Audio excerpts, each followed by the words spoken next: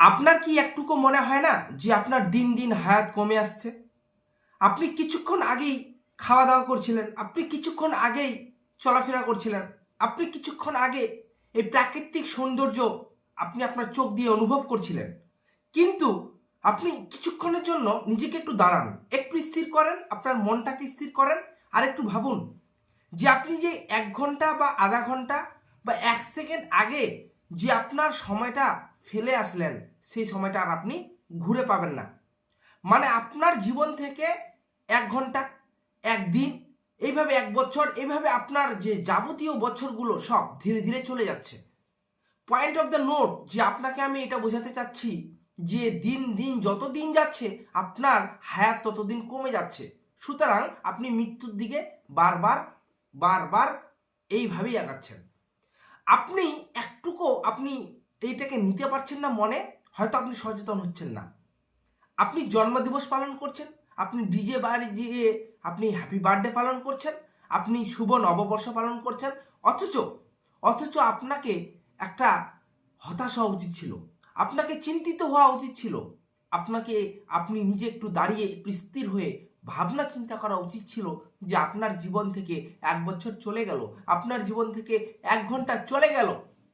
আপনি যে ভিডিওটা দেখছেন, এই যে আপনি যতক্ষণ দেখছেন 1 মিনিট অথবা 1.5 মিনিট, আপনার জীবন থেকে 1.5 মিনিট সময় চলে গেল। তার মানে আপনি আর আল্লাহর ইবাদত করার জন্য সেই সময়টা পাবেন না, সেই সময়টা আর আপনার কাছে ফিরে আসবে না।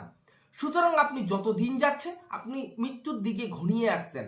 আর এই পৃথিবীতে এমন কোনো জীব নেই যে দাবি করতে পারে যে হ্যাঁ আমি বেঁচে থাকবো, আমি বেঁচে থাকবো। ফেরাউন ফেরাউন দাবি করেছিল যে সে নাকি আল্লাহ, সে নাকি এই গোটা সৃষ্টি জগতের মালিক। আজ সে টিকে নেই, আজ তার নাই ক্ষমতা।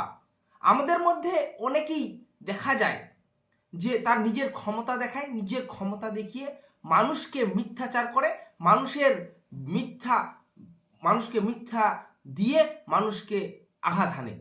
কিন্তু সে এটা বোঝে না যে তুমি যদি একটু ইতিহাসটাকে দেখো, তুমি যদি একটু পিছনে অতীতটাকে দেখো, তো ফেরাউনের মতন লোক একটা পাওয়ারফুল লোক ছিল।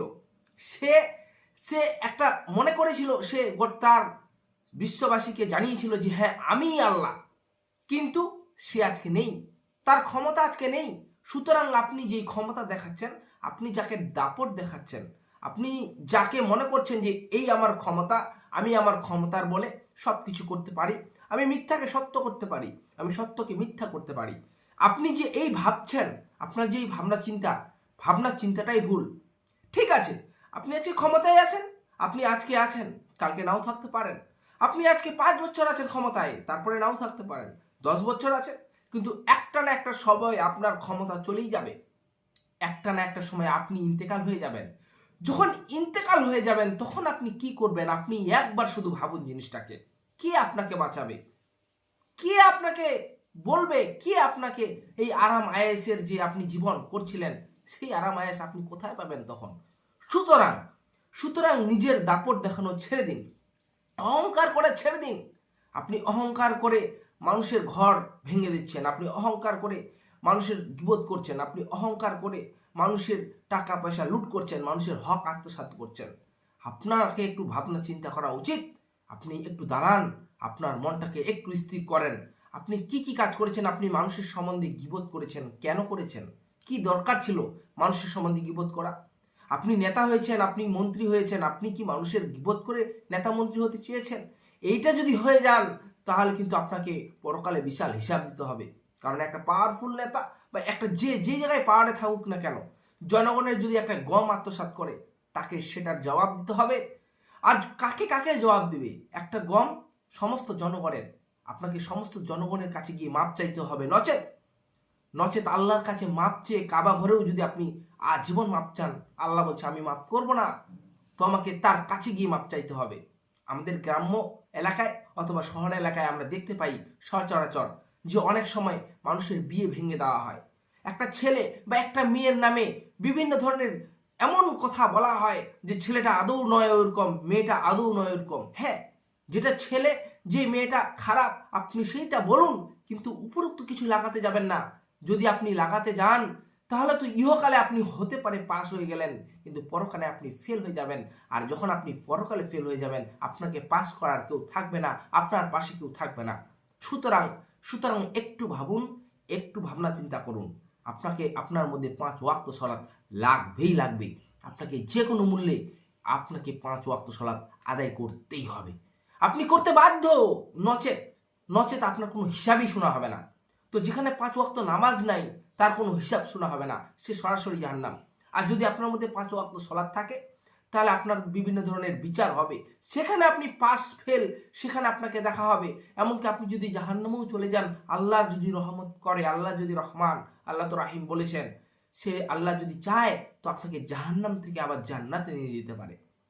আমরা এই বিষয়টাকে একটু ভাবার চেষ্টা করি, একটু বুঝার চেষ্টা করি। কারণ আমাদের এই যে পরিবার, আমাদের পরিবারটা গড়াটাই মিথ্যা দিয়ে উদ্ভব হয়েছে। মিথ্যা দিয়েই আমরা মানুষকে মিথ্যা বুঝাচ্ছি, মানুষকে মিথ্যা প্রসার করছি, মানুষকে মিথ্যা বুঝাচ্ছি। এতটা কেন আপনি নিচে নেমে গেছেন? আপনার কেন এখনো সচেতন হচ্ছেন না? আপনিও সচেতন হচ্ছেন না, আপনার মাও হচ্ছে না, আপনার বাবাও হচ্ছে না, আপনি আপনার ছেলে মেয়েকেও সচেতন করছেন না। কেন? কি জন্য? আপনি মানুষের হক আত্মসাৎ করতে পারেন না, আপনি মানুষের কোনো গীবত করতে পারেন না, আপনি একটা মানুষের সম্বন্ধে কুৎসা রটিয়ে দিলেন, আপনি কি মনে করেছেন এটার হিসাব হবে না? ইনশাআল্লাহ এটার হিসাব হবেই হবে, হবেই হবে। সুতরাং সুতরাং আপনি এই ধান্দায় থাকিয়েন না যে এখন আমি পাপ করব আর পরকালে কিছুদিন পর গিয়ে আমি আল্লাহর কাছে মাপ চেয়ে নেবো, আল্লাহ মাফ করে দিবে না। আপনি যদি কারো হক মেরে থাকেন, আপনি যদি কারো গীবত করে থাকেন, আল্লাহ আপনাকে মাফ করবে না। আপনি তার কাছে গিয়ে মাপ চান, তাহলে আল্লাহ মাফ করবে। এবার একটা বিষয় শুনি, যে 5 ওয়াক্ত সালাত আপনি যদি এখন নাও করে থাকেন, আপনি যদি সিয়াম নাও করে থাকেন, আপনি যদি হজ নাও করে থাকেন, আপনার অর্থ আছে, আপনার যদি যে আল্লাহর সাথে জড়িত যে সমস্ত ইবাদত, সেগুলো যদি আপনি না করে থাকেন, আল্লাহর কাছে যদি মাপ চান, তো আল্লাহ বলছে আমি রহমান, আমি রাহিম, তুমি মাপ চাও, আমি মাপ করে দিতে পারি। কিন্তু কিন্তু আমি পরনিন্দা, আমি মানুষের হক যদি কেউ আত্মসাৎ করে থাকে, তো আমার কাছে মাপ চেয়ে লাভ নেই, তার কাছে গিয়ে মাপ চাও। সুতরাং প্রিয় দর্শক বৃন্দ, বিষয়টাকে একটু বোঝার চেষ্টা করুন। আসুন না সবাই মিলে একসাথে 5 ওয়াক্ত সালাত আদায় করি। আপনি কেন এখনো বাড়ির বাইরে শুধু অযথা ঘুরে বেড়াচ্ছেন? আপনার মাকে, আপনার বোনকে, আপনার স্ত্রীকে কেন শেখাচ্ছেন না পর্দা? তার মধ্যে রয়েছে ছোট ছোট শিরক, আর আল্লাহ বলেছে যার মধ্যে শিরক থাকবে আমি তাকে মাফ করব না। কিন্তু আপনি যদি শিরক ব্যতীত, মানে শিরক যদি ছাড়তে পারেন, যদি কোনো রকমই শিরক না করেন, আর আপনার মধ্যে যদি 5 ওয়াক্ত সালাত থাকে, আল্লাহ বলছে আমি মাফ করতে পারি। তোমার মধ্যে তোমার যতই পাপ থাকুক না কেন, তোমার যদি আকাশ পর্যন্ত পাপ ঠেকে যায়, আর তোমার মধ্যে যদি শিরক না থাকে, তুমি যদি মুসলিম হওয়ার যে ক্যাটাগরি, যে নিয়ম কানুন, যদি তুমি ওর আয়ত্তে থাকো, ইনশাআল্লাহ আপনাকে মাফ করে দিবে। সো প্রিয় দর্শকবৃন্দ, আশা করি আপনারা আমাদের এই মেসেজটাকে বুঝতে পেরেছেন। আপনারা এই ইবাদতগুলো করার চেষ্টা করবেন, কুরআন ও হাদিসটাকে পড়ার চেষ্টা করবেন। কারণ কুরআন ও হাদিস যদি আপনি না পড়েন, তো আপনি শিখবেন কি? আপনি পড়বেন কি? আপনি মানুষকে বোঝাবেন কি? আসসালামু আলাইকুম আ রহমতুল্লাহি ওয়া বারাকাতুহু।